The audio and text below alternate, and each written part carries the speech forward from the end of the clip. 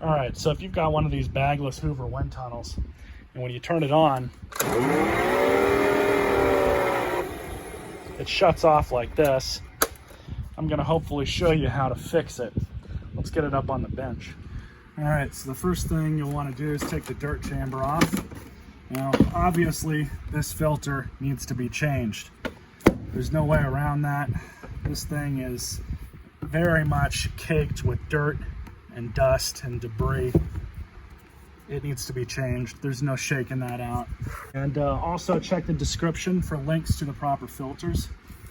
Now, you would think that the bigger filter is the problem, but it's not. It's actually this one.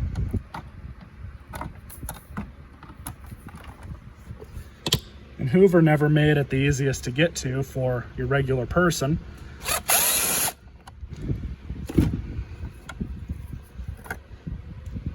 But I think that's where most of our issue is coming from. So we're gonna take this out. This is just fully caked in dust. Now I'm gonna clean out of there. I'm gonna clean this off. Now, solely because this machine was so caked in dirt with this filter, which I've since cleaned off, you can save these sometimes. I do recommend replacing them, they're cheap enough. We're gonna take off this back plate here and kind of give everything an inspection, make sure there's no clogs in here. These two screws at the bottom.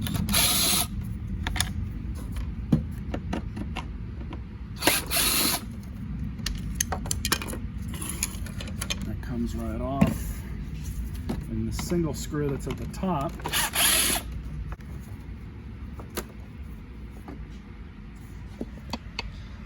Oh yeah, just as I suspected. This thing is plenty clogged up. You even got some stuff down in there. I don't know if the camera can see that, but there's probably all sorts of crap all up and inside this.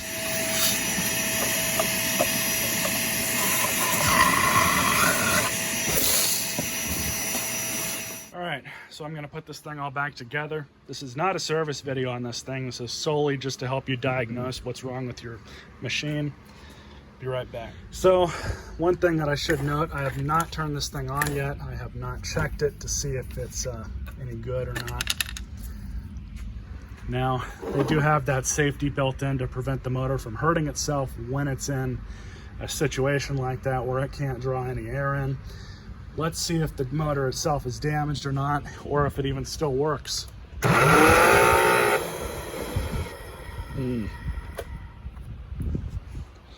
Well, we still have an issue. Maybe another clog. Let's keep looking.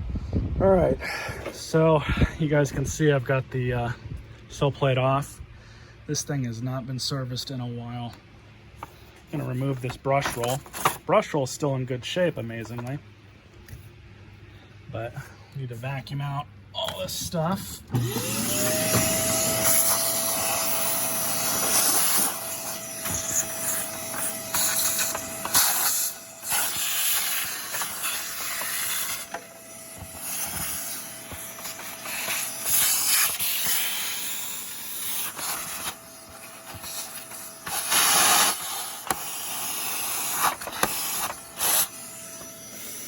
Now there is a chance that enough dirt has gotten inside of the motor housing and has clogged up the motor, but more than likely, and I'd say about 95%, the motor in this thing is done for.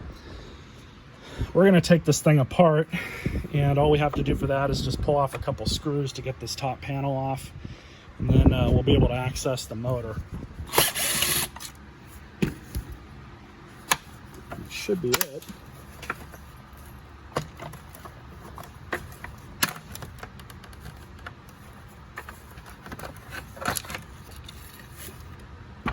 Of course, brittle plastic loves to break. In fact, those look like they were glued on before.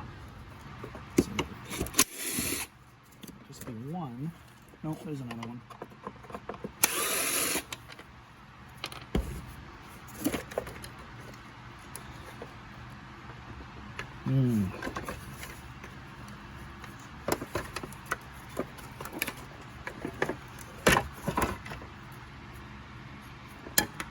Yeah, this thing definitely smells burned up. You guys can see how burned up the armature is. Yeah, she's done. There's no saving this one. I mean, I could put another motor in it, but we have brittle plastic that's breaking in my hands. And this thing broke just trying to get it off. Very typical. The stuff ages, it gets really brittle. So I'll be scrapping this out, pulling the accessories off of it. This stuff I use on other machines, so not a huge deal there. So the moral of the story here is you need to change your filters, especially if you have an older machine like this. You know, it's one thing to buy something going into it knowing that you're gonna let it go and then never change the filter or filters in this matter. That's exactly what happened.